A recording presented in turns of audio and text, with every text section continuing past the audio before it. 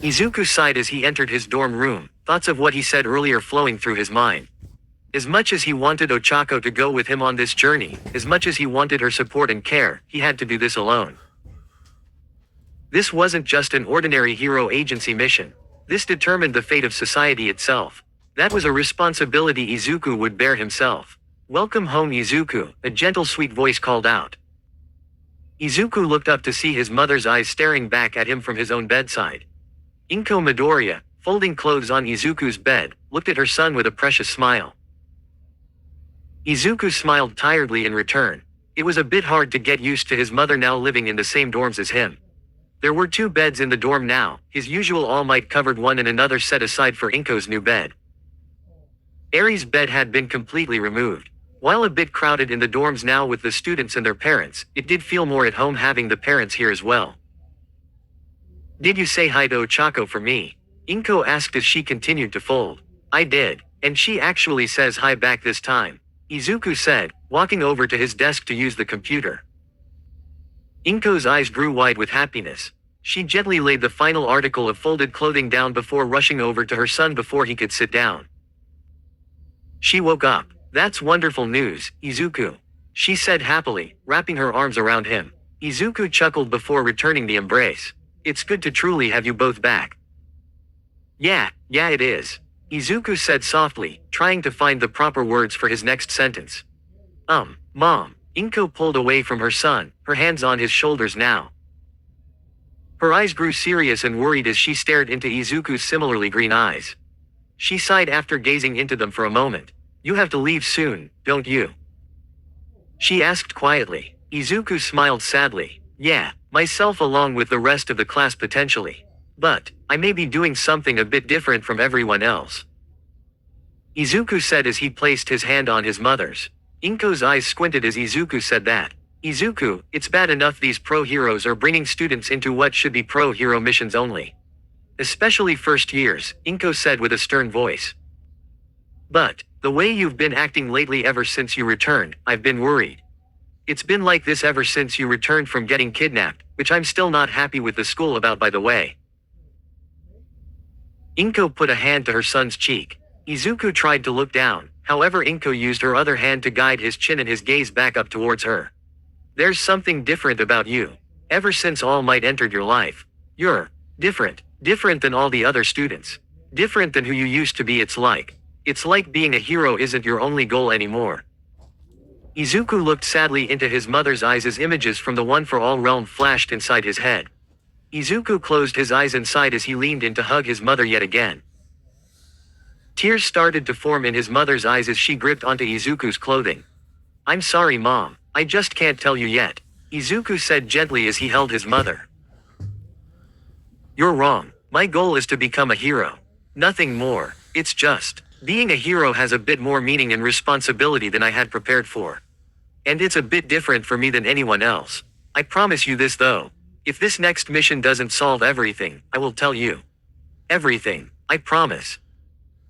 Izuku felt his mother take a deep breath in before she pulled away yet again to stare into her son's eyes. She nodded sadly, accepting Izuku's choice. While she didn't like it, she knew she couldn't stop him even if she tried. "Ochako will be going with you, right?" Inko asked. Izuku's face fell just a bit further before shaking his head. "No, she's done enough. She's a hero for her own reasons. Not for the extra responsibilities I've chosen to take on. I can't burden her anymore," Izuku said as he sat at the computer desk. Inko, however, remained at the desk side with a worried look. "Izuku, that girl isn't going to simply let you leave her. She won't take a break up easy after what she went through to get you back."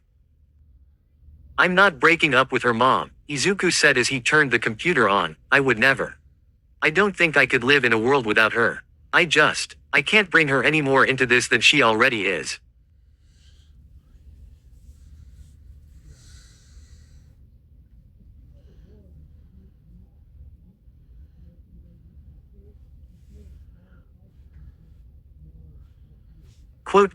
"Well, that's what it kind of sounds like, Izuku," Inko said softly. "And even so, you guys are a team.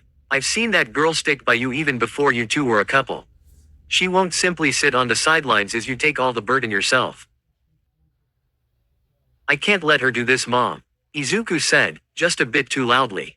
I asked her out without telling her anything. I brought her into all of this and look what she got caught up in. I can't do that to her. I need to do this alone. And then once I fix everything, then we can have a normal relationship. She has her own goals, Mom. She should follow those. Izuku said, searching for old clips of any previous One for All user he could find. He had to study their movements and study their quirks. He had to learn it all.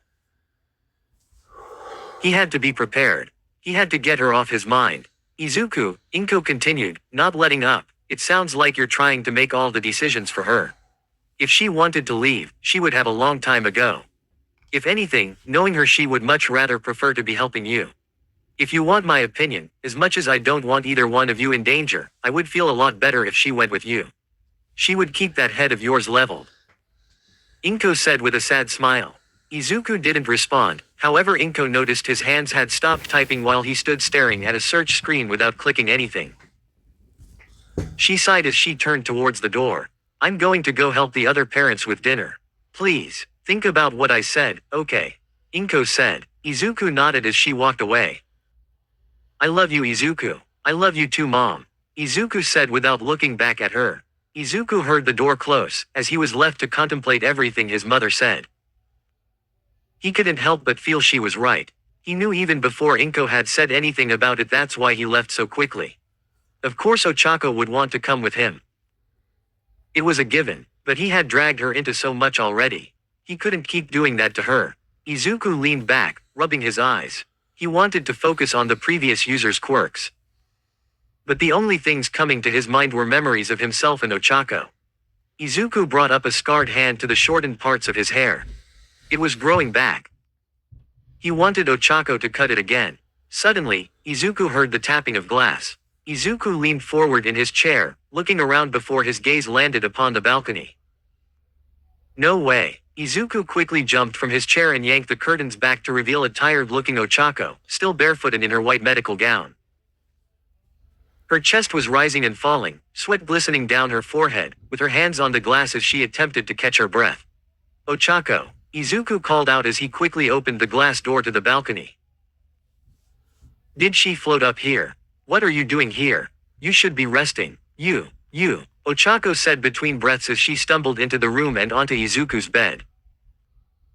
After a few breaths, Ochako looked up into Izuku's jade eyes with tears in her own. You left before I could say anything. Izuku, are you really breaking up with me?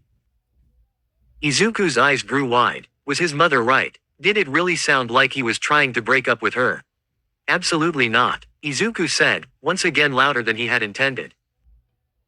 I just, Izuku sighed as he sat down in his chair as his body now faced Ochako directly. While his body was faced towards her, he couldn't help but look anywhere but her. He had to stay strong. Izuku, Ochako said nervously. What is it? What is it really? Izuku looked around, as if trying to avoid the question, before dumping his face in his hands. Ochako, this isn't your fight, Shigaraki. He's powerful, really powerful. I took on the power of One for All. Not you. It's bad enough Monoma got caught up in their schemes with trying to copy my quirk. If I hadn't gotten caught, I could have saved Eri and Hima and you, Monoma, and everyone else would have been safe. I can't ask you to join this fight with me, not after I kept it from you all those months ago. You're a hero, Ochako. Not a One for All successor. Quote. You're right, Izuku, Ochako said quietly as she stared down at her feet. I'm not a One for All successor. I gave up my One for All. And yeah, I didn't even know about One for All when we started dating. But Izuku, I'm a hero. For whatever reason it may be, a hero is still a hero and I can't just ignore that. I know you wouldn't, and there's one other thing I am that's even more important. Ochako slid off the chair and slowly walked towards Izuku. Izuku felt the warm hands of Ochako lifting his face up to look at the tear-filled eyes of Ochako. Even more than a hero, I'm your girlfriend. I simply can't just ignore this.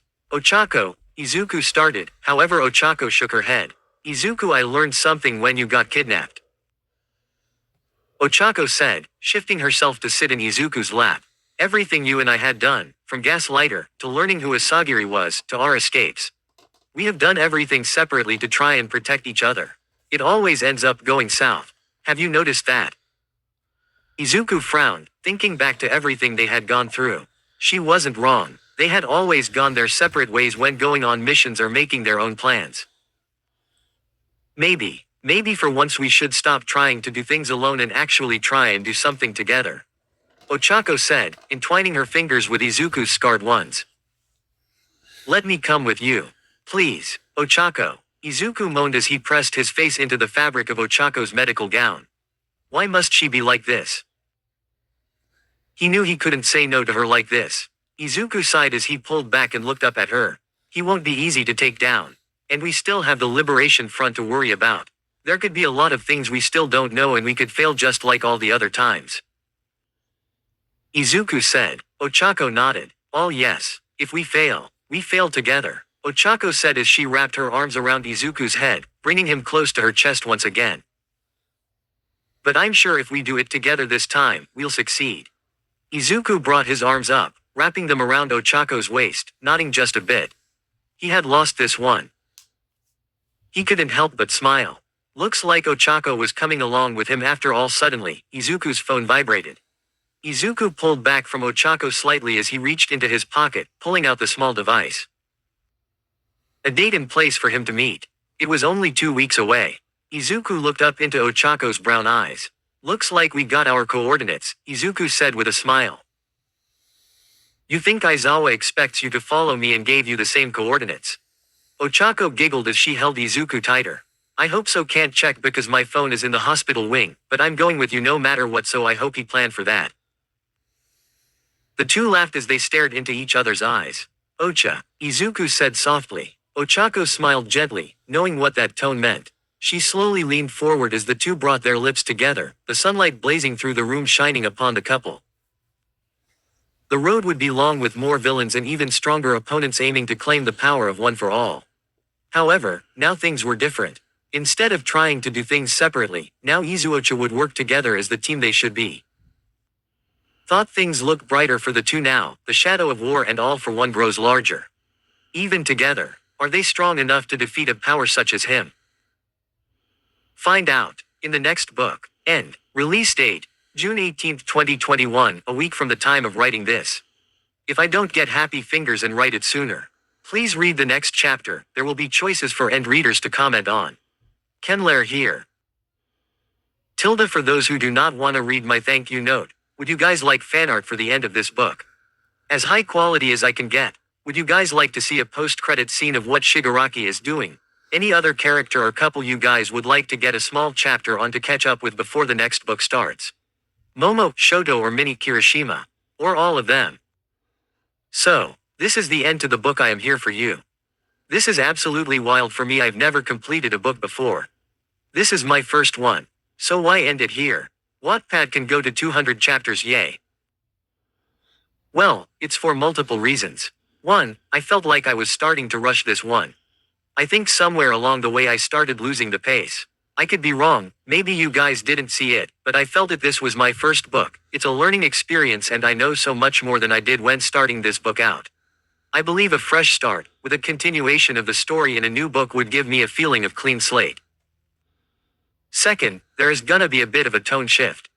This book started off dark in Izuku's head, got really happy and got more and more serious as the plot continued. I think with this next arc there's going to be a more consistent tone. Third, we are going to be following the manga just slightly closer. In this next book we will be following my versions of Izuku and Ochako into the Liberation War. And I wanted to try and expand on the war. My war will cover a week if not more. Not everything will be covered in a day like the manga did. So that will be a lot of the book and then we will go into the vigilante stuff. I hope you guys enjoyed this first ever book. This really kick-started a lot for me. I never thought I would be a fanfiction writer. I started with 4 followers. At the time of writing this, I'm currently at 90. That's insane. This book has hit massive levels of popularity I never thought I would see. Thank you guys so much for reading. I can't wait to see you guys in the next book, coming out soon. Your guys Kenny Boy.